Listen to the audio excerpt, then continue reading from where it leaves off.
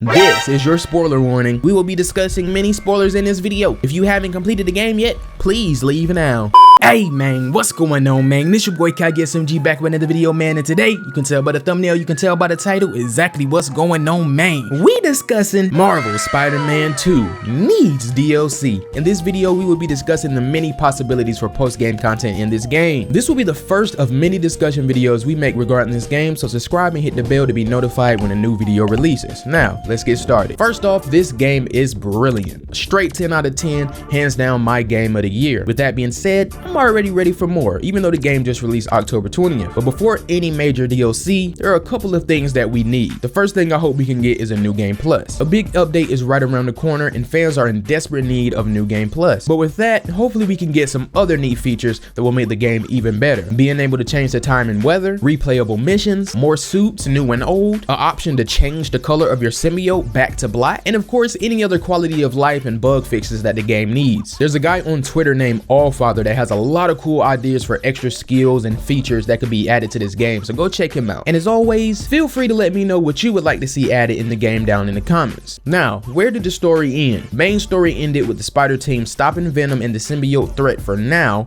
and Peter deciding to take some time just to be Peter and bust down MJ. Miles is now the main Spider-Man, so any DLC will probably have us controlling Miles with only Peter being available in free roam. But with that being said, I definitely think and hope Peter will still be in touch with us via phone calls. And for those who are worried, I'm pretty sure Peter will be back as Spider-Man for the inevitable Spider-Man 3, but we'll talk about that in another video. Now, I've said many times before that I hope we can get at least 3 episodes like the first game, or combine those episodes into one big expansion. But for this video, let's just say we're getting 3 episodes. And with that being said, Kraven's family. Kraven the Hunter was one of the main villains in this game, and due to Venom eating his head, Sergei Kravinoff is no longer with us, but Kraven has a big family. Unfortunately, most of his family is apparently dead according to the Hunter-based missions in Spider-Man 2. The game featured audio from Sasha, Kraven's wife, and 3 of his kids, Anna, Vlad, and Ned, all who are supposedly dead, killed by Anna. Anyone who gets in my way will suffer the same fate as Nedorochi. And your mother?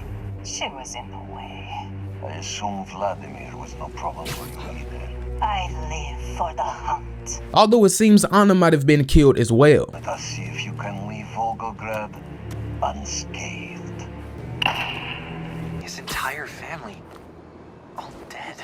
This whole time we were getting ready for them, and they just destroy each other? But there was one character close to Kraven in the comics that I don't think was mentioned in this game: Calypso. Kraven's longtime lover and partner Calypso shared Kraven's disgust for the wall crawler and sought to destroy him long after the Hunter's demise. I think this could work perfectly as DLC. Maybe in this universe, Calypso isn't Kraven's lover, but a longtime rival, or someone who just wants to be the better hunter, similar to almost everyone else in his family. And after hearing of his death, she could be in New York to finish what he started, similar to his brother, Chameleon, but we'll get to him later. But as far as Calypso, with her heightened powers, she mastered mind control, rituals, poisons, and spells, and resurrection. She also has the ability to dull Spidey's spider sense, control animals, and harness the evil spirits that serve her. Her power would soon take on the ability to zombify others as well as possess their bodies. This could be a pretty interesting boss if they add all this. Zombies could also work as a new enemy type, being similar to the civilian symbiotes we fight in the game, but on a smaller scale. So maybe Calypso starts her attack in Hell's Kitchen, trying to lure out the Spider-Man by turning civilians into zombies. Like in the comics, maybe her plan is to kill Spider-Man and resurrect Kraven. Now, doing some research, I found out that Daredevil was actually the first hero to try and stop her attack. So this could be a chance to tease the Devil of Hell's Kitchen once again, possibly having him as an ally in combat like how Miles, Rafe, Black Cat, and Martin Lee are in the game. In the comics, Daredevil was actually bested by the witch, transforming him into her new Nameless One servant. Now, I'll probably cut out all the Nameless One. I'm probably not even going to talk about here because it's kind of a long story, but maybe we can just have Daredevil turn into a temporary zombie. After doing some investigations into how and why civilians are turning into zombies, Spider-Man discovers and takes down Calypso and her zombies. Maybe we can even fight Daredevil and free him from her control. But that could be the end of that episode, or maybe just a part of it. Because when it comes to Kraven's family, there is actually a member who Spider-Man already fought in this universe and who made an appearance in this game: Chameleon. After playing that side mission, bruh, I just knew I had to bring him up in this video. He would be perfect DLC. Maybe after defeating Calypso, Spider-Man gets leads back to Chameleon. Now, he probably wouldn't want to resurrect Kraven since in the side quest it doesn't seem like they got along, but he also said, Don't worry, brother. oh my gosh, I will do what you could not.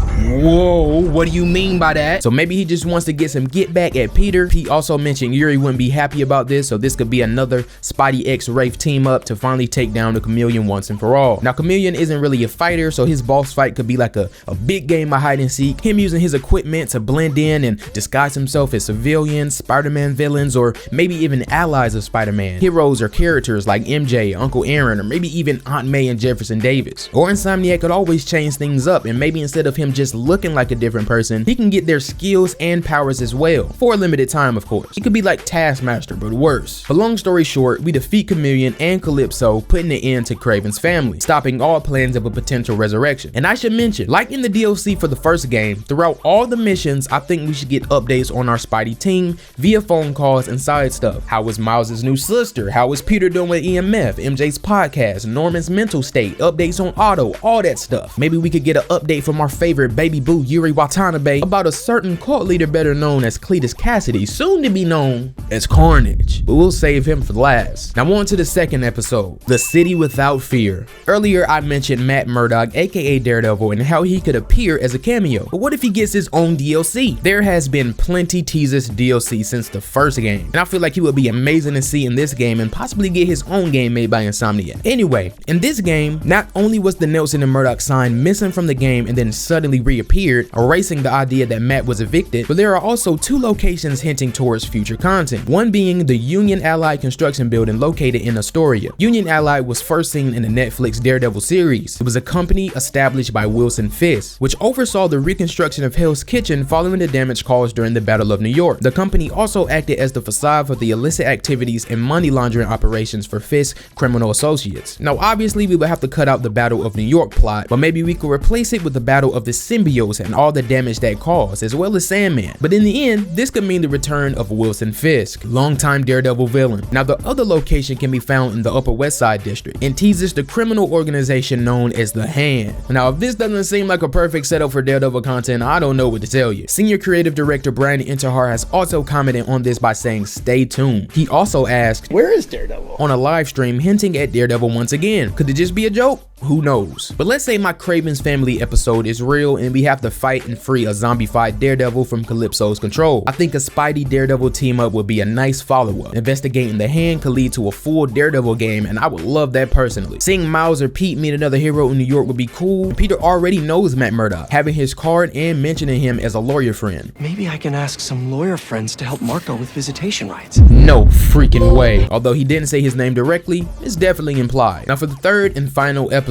Let There Be Carnage. I actually feel like the Crimson Hour will also work as a good name of this episode, since cult leader Cletus Cassidy, aka The Flame, has teased that the Crimson Hour is coming soon. Now out of everything I said so far, I feel like Carnage has the highest chance of actually being DLC. It will be a direct follow-up to the Flame side quest, and it could lead to a future threat that we could see in Marvel Spider-Man 3. But as far as my idea for a Carnage DLC, I think it should definitely pick up with Wraith informing the Spider-Man that the Crimson Hour is about to begin. Maybe this is when Peter steps back in as New York's other Spider-Man. Plus it would be weird if Miles and Yuri teamed up for this DLC, since Pete and Yuri had a whole side quest hunting down the Flame. So Peter would definitely need to be active for this. But long story short, Cletus is back in New York and in possession of a symbiote, and I honestly wouldn't want him to turn into full Carnage just yet. If he does, it should be at the end of the DLC with him escaping and not seen again as a Spider-Man 3. I think this DLC could serve as more of another symbiote threat, maybe not corrupting the city and bonded with Peter since that already happened, but there are many other symbiotes that could be added in the game that would make cool boss fights. Maybe Cletus and his Flame cult is bigger than we expected, with certain members who Marvel fans may recognize, like Trevor Cole, better known as the symbiote Riot. Maybe in this universe, Earth 1048, Trevor Cole is a cultist member who ends up bonding with the symbiote, adding Riot into the game. And then there's Scream. Now I know what you're thinking, we already fought Scream, with the host being MJ, but the Scream symbiote I'm talking about bonded with Andrea Benton. Shout out to BSM VW6CF who left a comment and shared their idea. But what if the girl that Genki mentioned, whose name is Andy, is actually Andy Benton? Maybe she gets caught in the wrong place at the wrong time, or Genki's new girlfriend could be a cultist member who gets a symbiote of her own, who knows? Or we could get the first original Scream. I just feel like there is a lot more to the symbiotes than just Carnage that could be explored, and Carnage being such a big threat,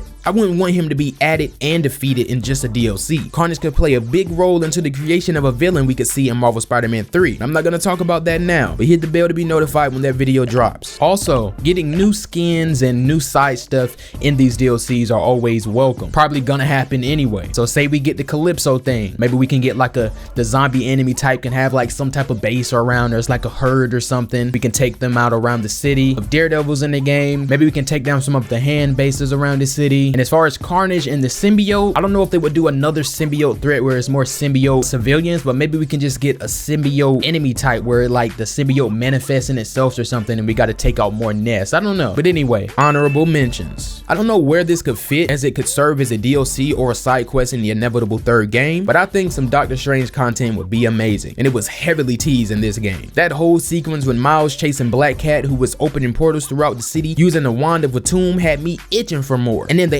end, we got a thank you message from Wong saying he owes us one. So with that being said, man, Doctor Strange content, more magic and new possibilities is something I would definitely love to see. But in conclusion, I really just want DLC, man. Let's say everything I said ends up coming true, which is probably unlikely, but say we do get 3 DLCs, they're all fire, very fun. What would that ending look like? At the end of Spider-Man 2, they introduced a very fire character, Cindy Moon, also known as Silk. I feel like a good DLC ending would have the return of Silk. Maybe we can finally see her face, hear her voice, all that stuff. Maybe her dad and Rio have been getting along great. They're constantly over at Miles's house, and maybe Cindy needs to go get Miles for something, I don't know. But she walks into his room and finds out that he's Spider-Man. Him being nervous, trying to explain himself. Maybe she could reveal that she actually has spider powers on her own. Very similar to how Miles did to Peter at the end of the first game. We can hear some music flare up and then it ends, setting up a Miles Morales Part 2 type of game that will cover the origins of Silk in this universe. I don't know, man. I'm just a fan who got ideas, bruh. Y'all let me know what y'all think down in the comments. Please share y'all ideas. Help me out. Let's just come together and try to think of some fire DLC for this game. But I think an ending like that would be beautiful, as well as some more updates on Peter and MJ. Maybe we can see Peter trying to get a ring to propose, baby plans, Wraith updates. You know, it's still a lot